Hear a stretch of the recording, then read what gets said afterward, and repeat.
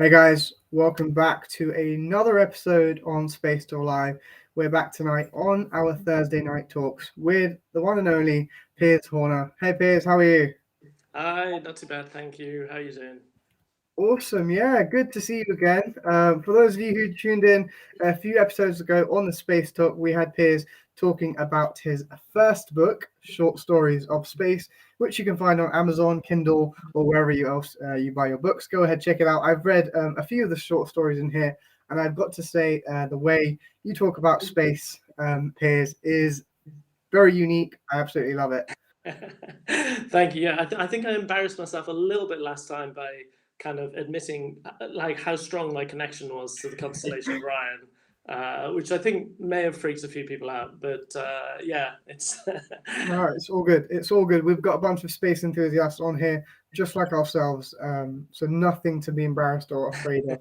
Now, for those of you who don't know, Piers has a PhD in astrophysics and he studied galaxy clusters and cosmology. Now, tonight's talk is a little bit different from that.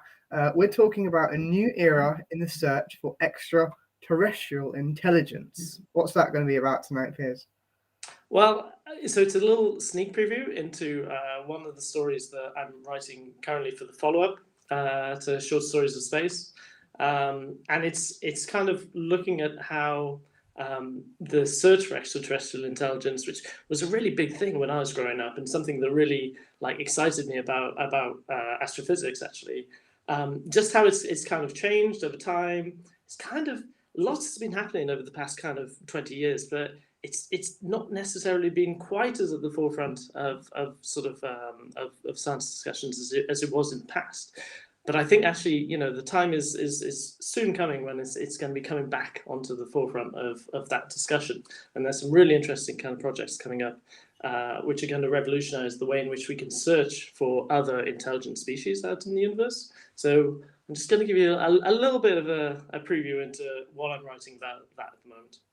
Awesome. Well, I'll let you take the stage away. But before that, just a reminder to anyone tuning in, make sure you subscribe to the channel if you haven't already. And if you have any questions throughout tonight's talk, feel free to let us know in the comments on YouTube or Facebook. All right, Piers, hope you enjoy it. Well, thanks very much. And I hope you all enjoy it, obviously. But yes, as I say, this short little talk is going to be a quick kind of preview of one of the stories that I'm writing at the moment.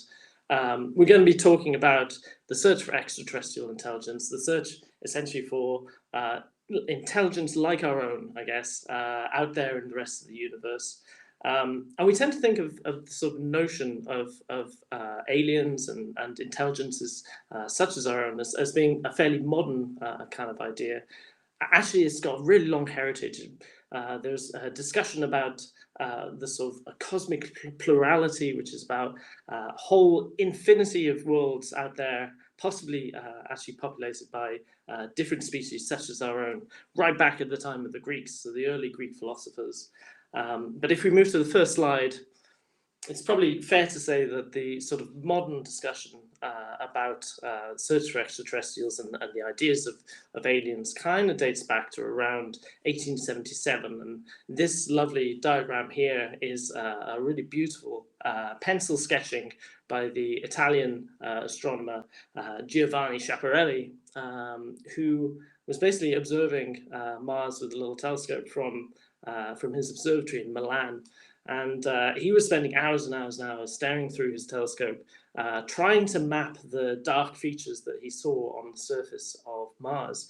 And in those tiny little pockets of little moments where the atmosphere in the skies above Milan was a little bit more stable, he thought that he started to see some really like linear features that seem to connect some of the dark areas of Mars. And you can see those in this drawing here. So you've got the sort of dark areas around Mare Australe, for example, but then you've got this crisscross kind of pattern of straight lines that connected different areas on the surface of Mars. And Schiaparelli called these features canali, and in Italian, that just refers to straight line features or linear features. But when news of his observations ended up reaching England and other parts of the Western world, the sort of allusion or the similarity, obviously, between the word canali and canals was something that was very much picked up on. And Schiaparelli himself didn't necessarily believe that these features were artificial features, but the idea that because they were straight line features, they'd been called canali, they sound like canals, that they could actually represent artificial features on the surface of Mars, which had been created by some kind of species similar to ourselves living on Mars, really quickly kind of built up some momentum, and there was some excitement behind it.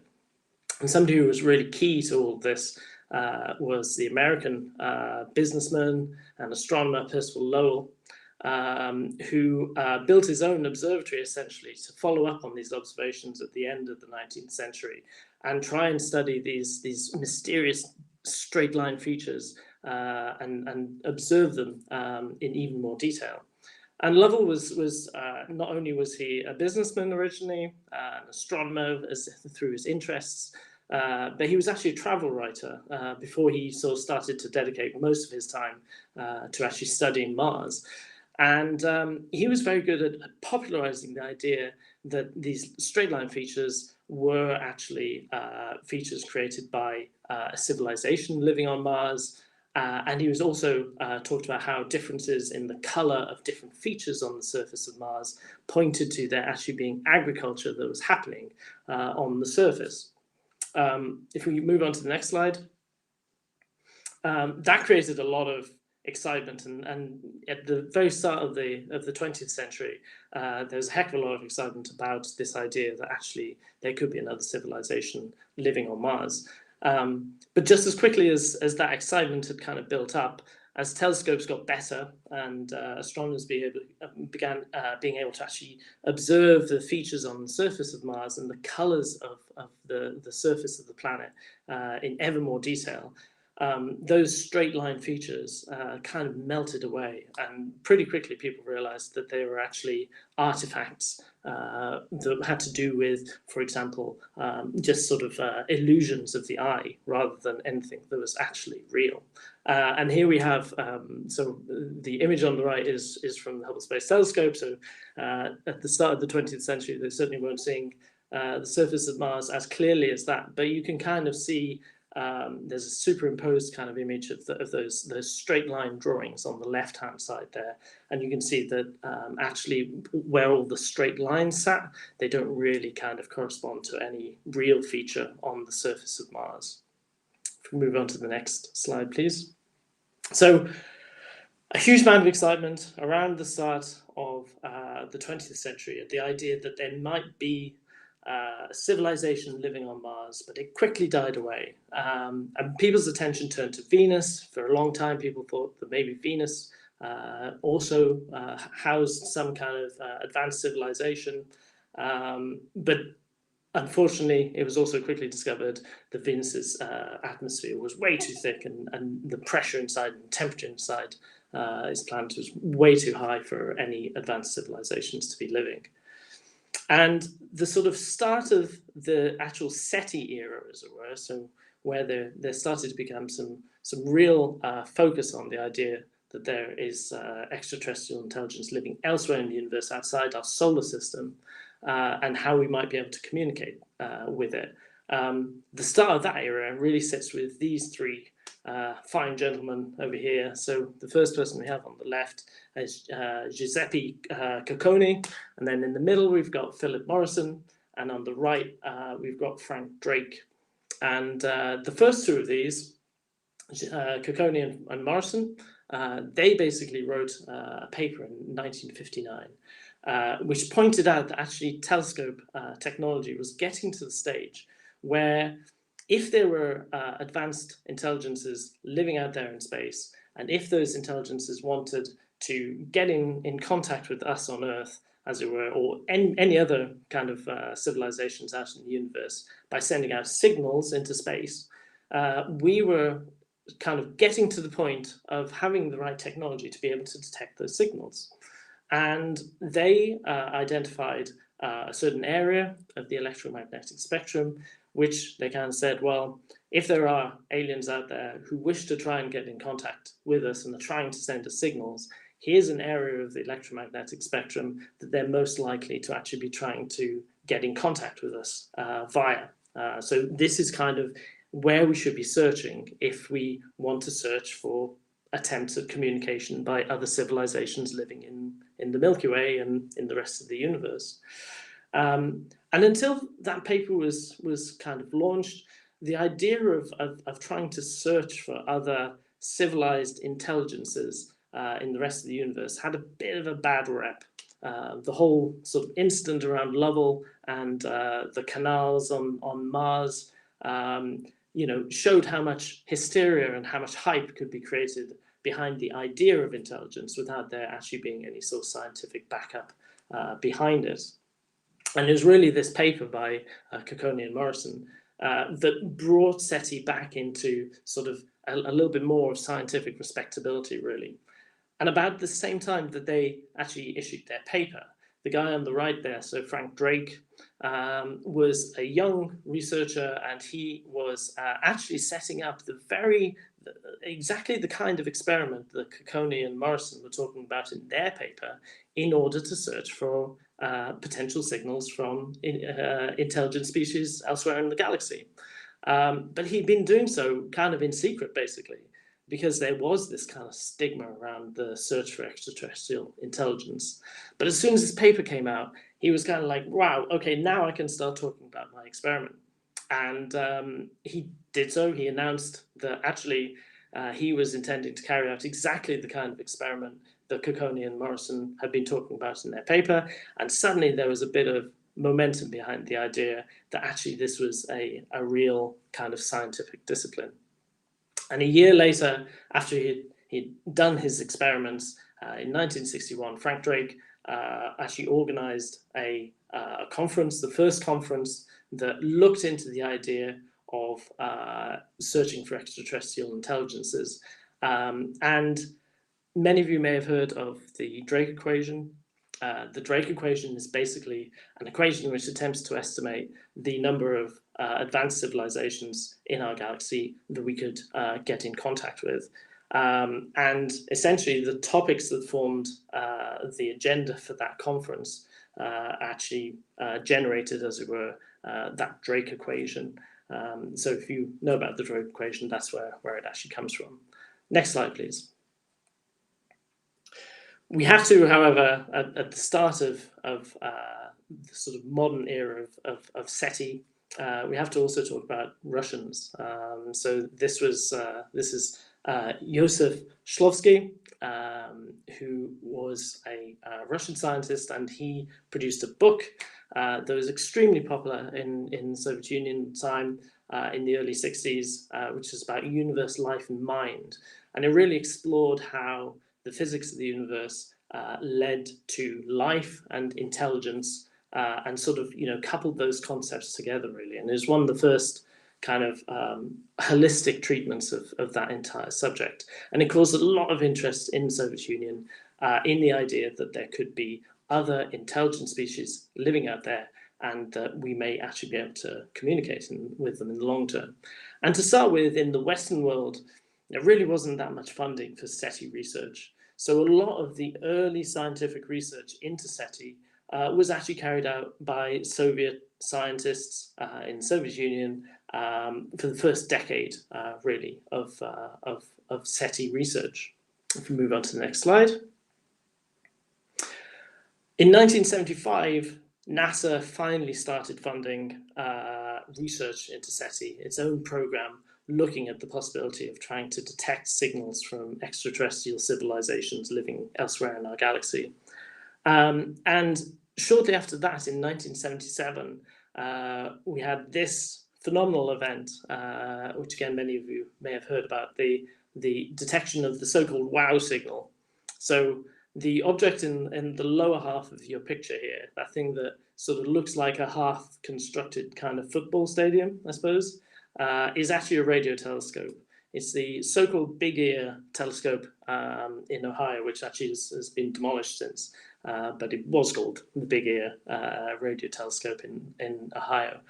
And one evening in summer of 1977, while trawling through the data that had been collected by this telescope, researchers came across this extremely bright and very narrow beam signal coming from somewhere in the direction of the constellation Sagittarius.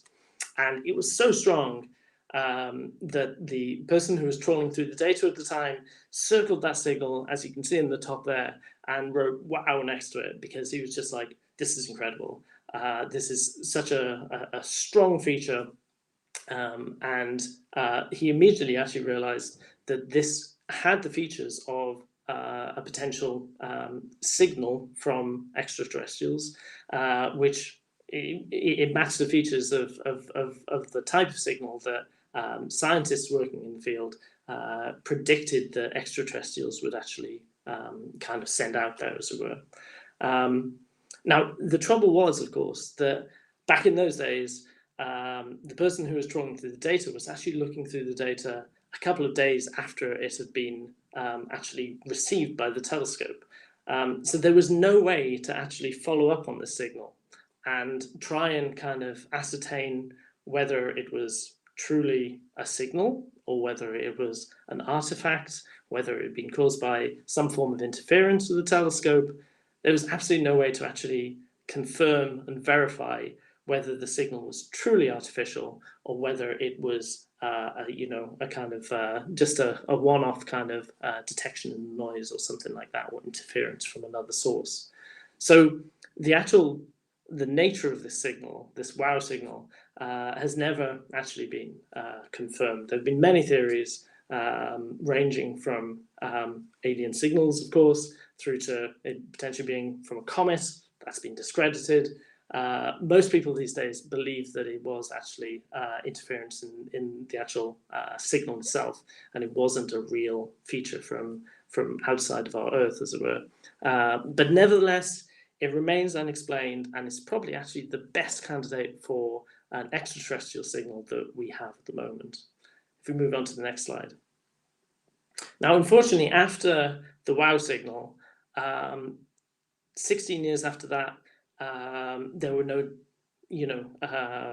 big detections, nothing that really could equal the wow signal in terms of the likelihood of it actually being a real kind of extraterrestrial signal.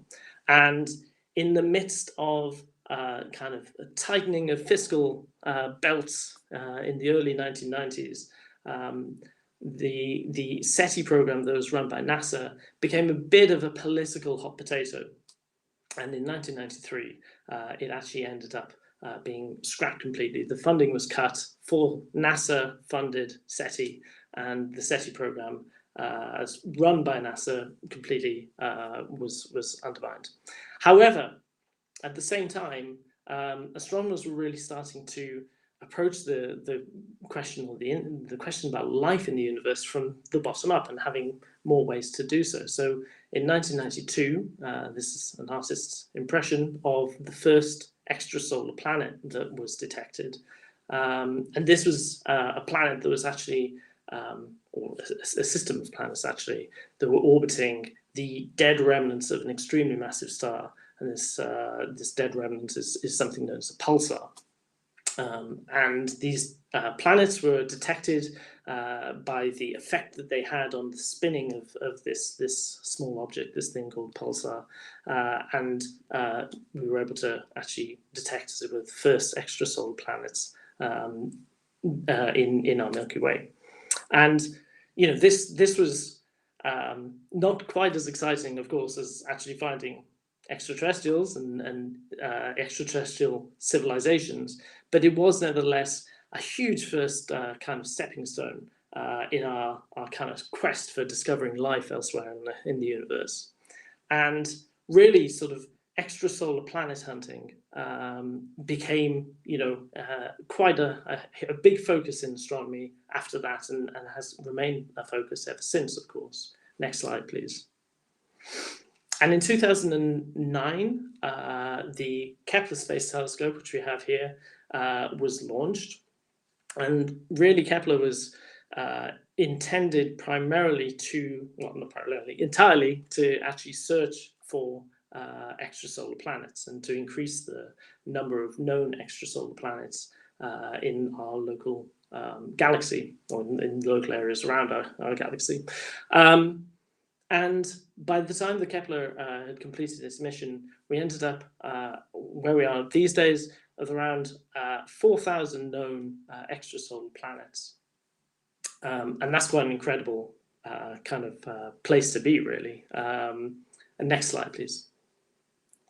And the thing is, of course, that, you know, where we've got to with telescope technology these days, we're even actually able to, and this blows my mind, I just love this, every time I see this image, it's just fantastic.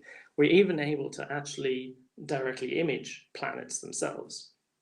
So this is a system where you can see 4 planets. It's actually, if you search this out online, there's a short video, which unfortunately we weren't able to play this time, but it doesn't matter. But there are 4 planets around the star, and you can actually see the time lapse of this system. So you can see them actually moving around the star, which is a truly phenomenal thing. It's well worth a Google if you get time. But if we can actually image these planets, we can also then look at the light from the planets and break it down into its constituent spectrum and look at those spectrums for dark absorption lines, which reflect the presence of certain atoms and certain elements and certain molecules.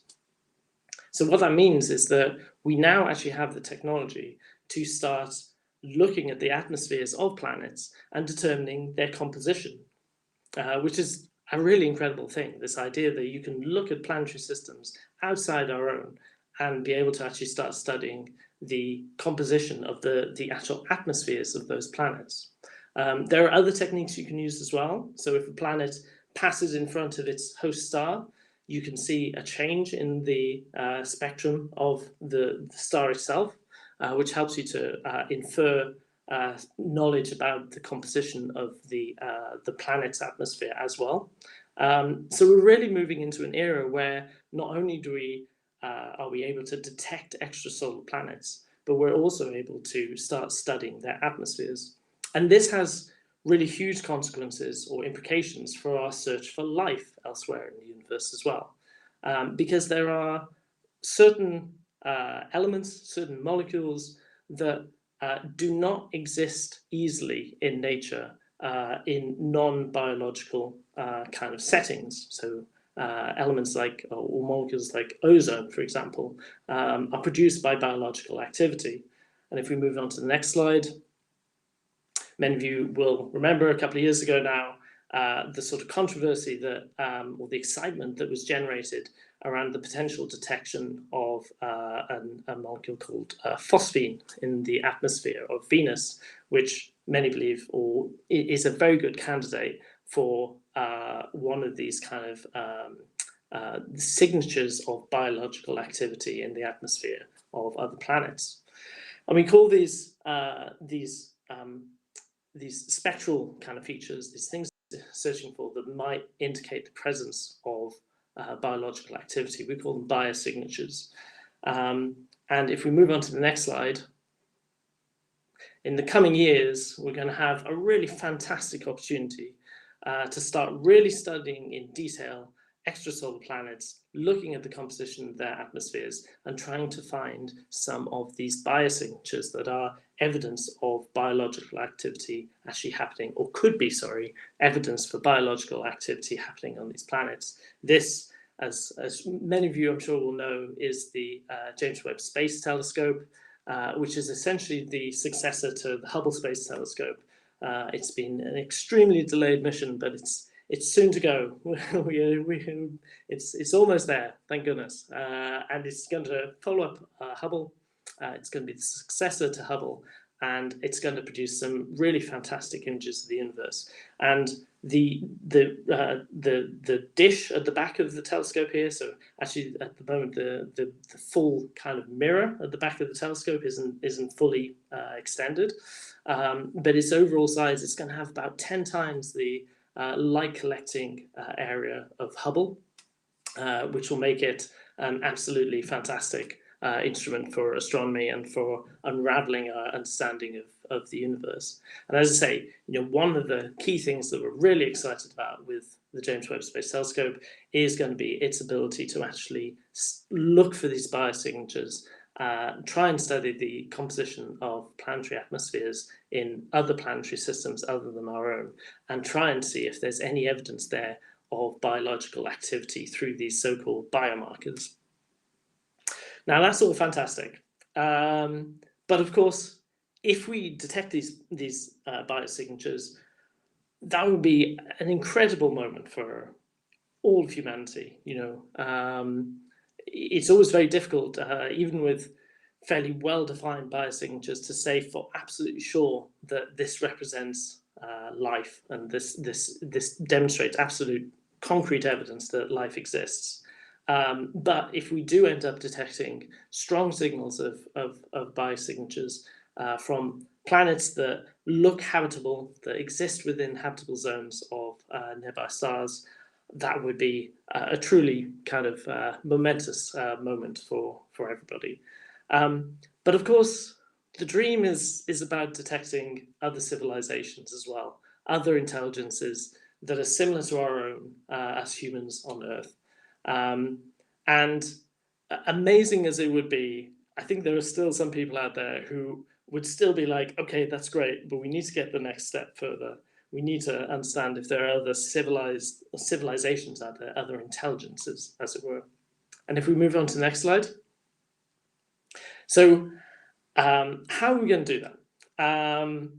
So there have been several things that have been suggested in the past that are now entering the sort of realms of possibility for us to start studying.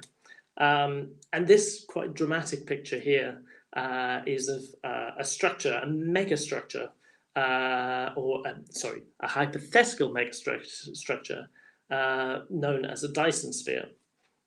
And actually, the idea of a Dyson sphere was something that was first thought about as a thought experiment back in the 1960s.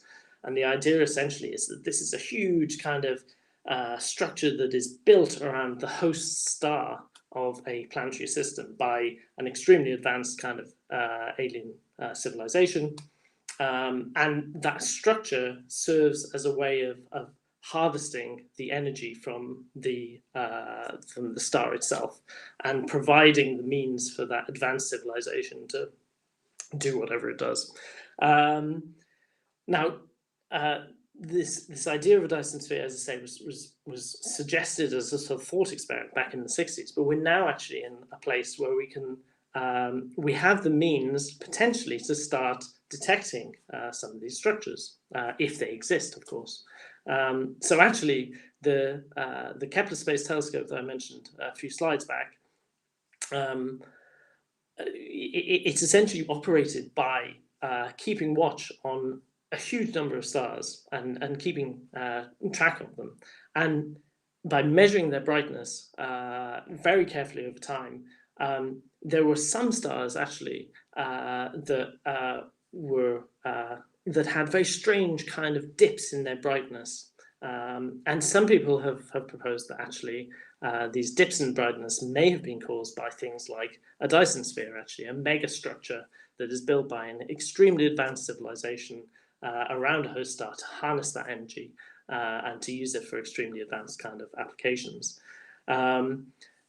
None of these kind of detections, these candidates, obviously, most of them we believe are actually other explanations, such as dust getting in the way of the light from the star. Of course, we have no absolute concrete kind of candidates yet, but this is one way in which we could potentially in the future actually be starting to find kind of evidence for extremely advanced civilizations by looking at sort of variations in the brightnesses of individual stars out there in the Milky Way.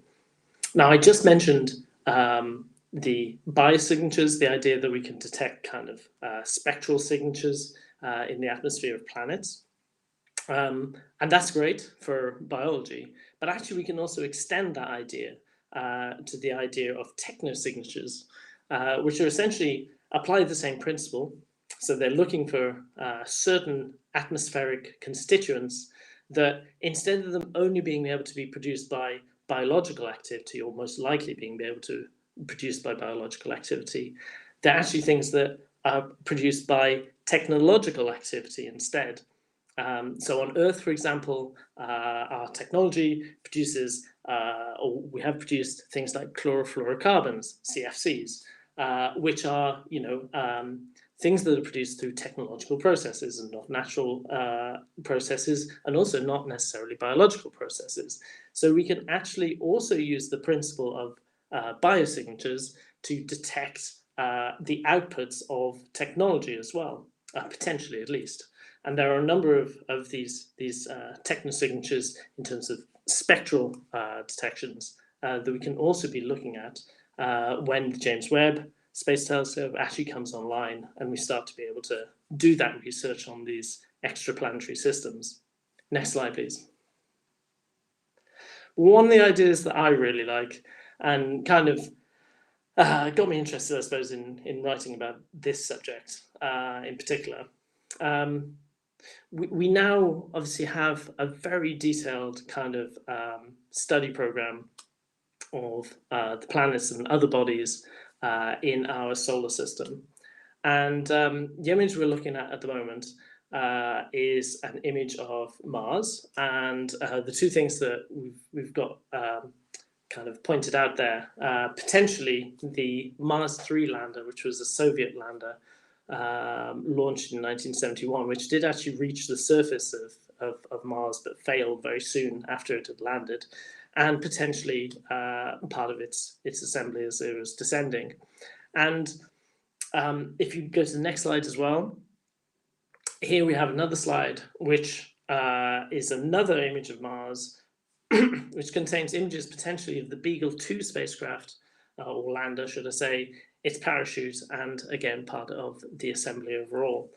And the reason that we're showing you these images is that we now have so much coverage and so much imagery of some other bodies within the solar system that we can start to see very small details on the surface. And there's this rather wonderful idea, which is that if there are advanced civilizations out there and they have sent spacecraft out into the universe and out into the furthest reaches, there's just a possibility that some of those spacecraft could have actually entered our own solar system and ended up actually crash landing on Mars or the Moon or some other bodies in the solar system.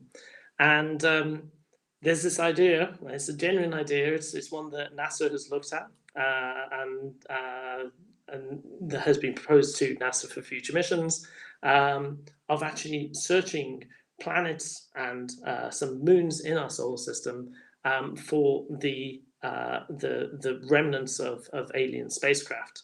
And if we were to discover those, of course, I mean, that would also be a very clear indication that there was other civilizations out there in the universe, and a really fascinating discovery that would really kind of transform our view of us and our place in the universe. Okay, if we just move on to the next slide. But the sort of more traditional kind of approaches to searching for extraterrestrial intelligence are not over. So the SETI program still exists. It's run through private institutions these days rather than government funding. But what we're looking at here is a prototype of telescope known as Panoceti. And the idea here is that they actually want to be able to create a number of observatories around the world that collectively are able to image the entire night sky continuously. And the idea really is that another way in which advanced civilizations may want to try and announce their presence out to the rest of the universe is to send extremely powerful laser pulses out into space. And the Panoceti project would be searching the entire night sky, or keeping an eye on the entire night sky, in order to try and pick up some of these potential laser pulses signals when they occur, and be able to catch them. And then, of course, if we move to the last slide, we've also got the more traditional approaches. So going back to the first experiments that Frank Drake did, for example, the same principles of those, looking out into the night sky at radio wavelengths to try and find radio signals being emitted from alien civilizations by using these massive radio arrays. So this is the Meerkat Array, which is a kind of precursor to a much larger system known as the Square Kilometre Array, which is due to come online somewhere in the late 2020s, so in the next decade or so.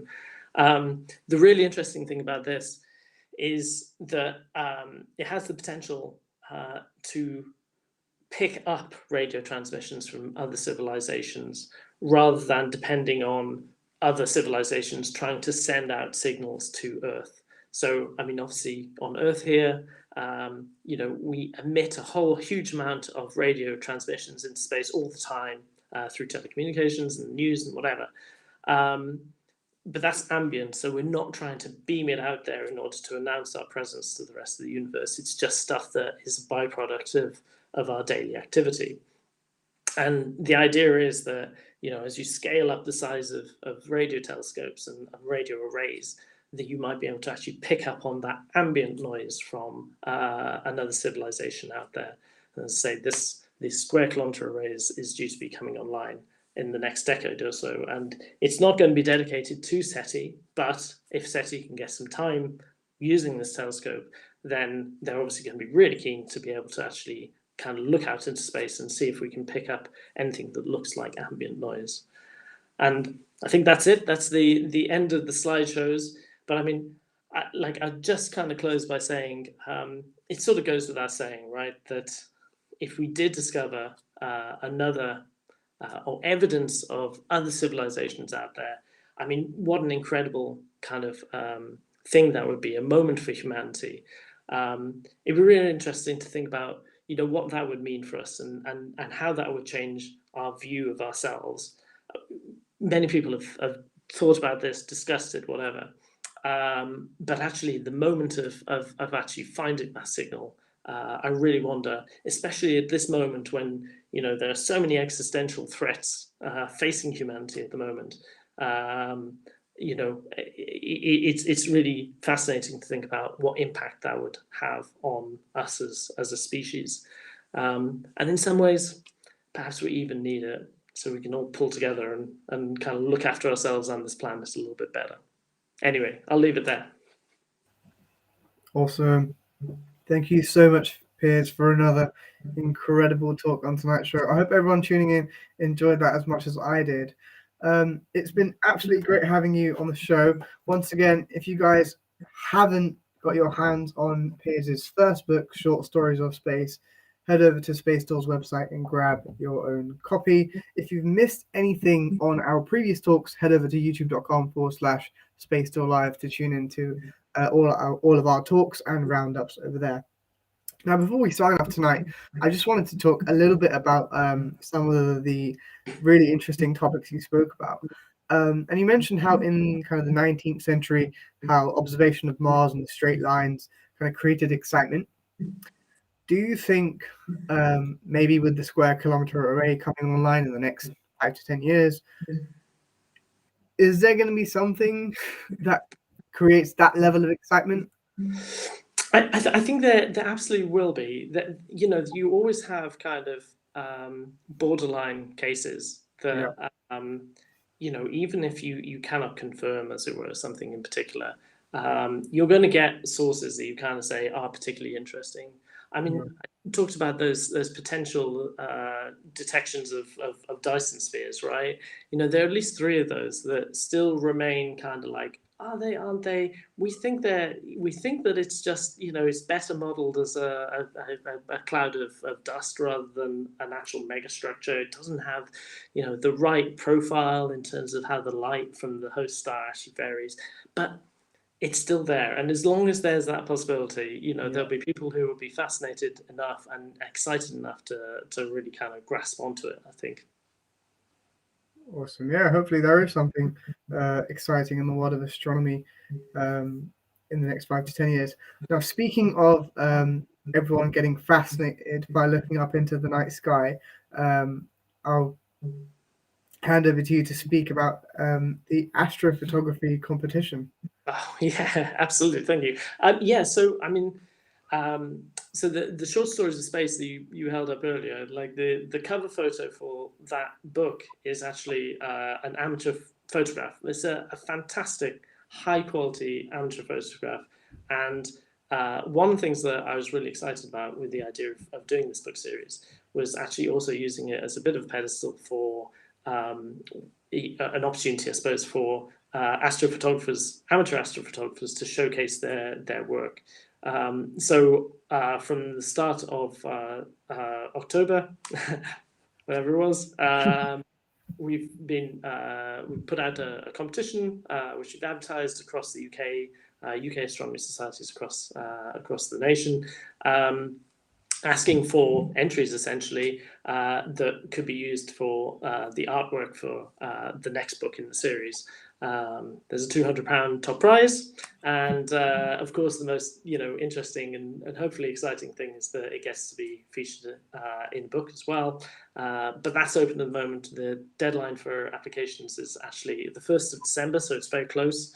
And I think we might have put the email address somewhere. So if anybody's listening who actually has a really good astrophoto and wants to send it in, then you've still got time to do so until the 1st of December. Definitely, yeah. We'll send the email you can send your photos to in the comments shortly. That's great. So let's talk a little bit about your second book. When's that coming out? So target at the moment is April next year. Which is also, however, the time that I'm supposed to be getting married, so I have to be a little bit kind of, yeah, exactly. But April is when I'm hoping for that to come out. Yeah, definitely. Well, we'll love to have you on the show again after the launch of your second book. Has it got a name? Has it got a title yet? Well, so the thing is that I really it's really boring, but I really like the idea of short stories of space being a bit of like a brand in and of itself. Yeah. So it's literally, at the moment, it's just short stories of space 2. Nice. Yeah. Great. Well, I really look forward to getting that. It's been once again great having you on the show tonight. Thank you everyone who's tuned in. Thanks again if you're watching this on Catch Up. Remember, you can tune into our talks every Thursday and our space roundups every other Tuesday with space experts and astronomers Nick and Terry. We'll be back with a final roundup of the year next Tuesday at 7:30 p.m. right here on our YouTube channel. Make sure you share that with anyone who is interested in space, with your family, your friends, your work colleagues, wherever you are across the world. Piers, it's been wonderful having you on the show. Take care, have a good evening, and we'll see you soon. Thank you very much. Keep well, everybody. See you guys later.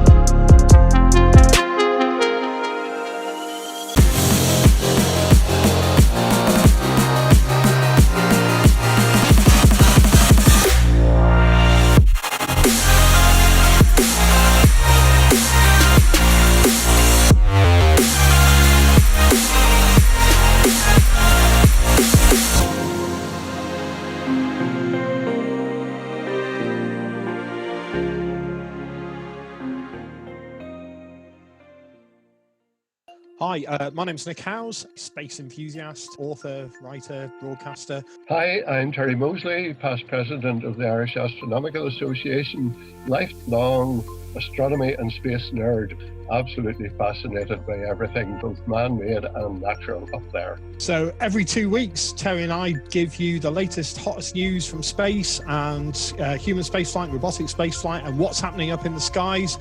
Please tune in to us every fortnight with the Space Stuff.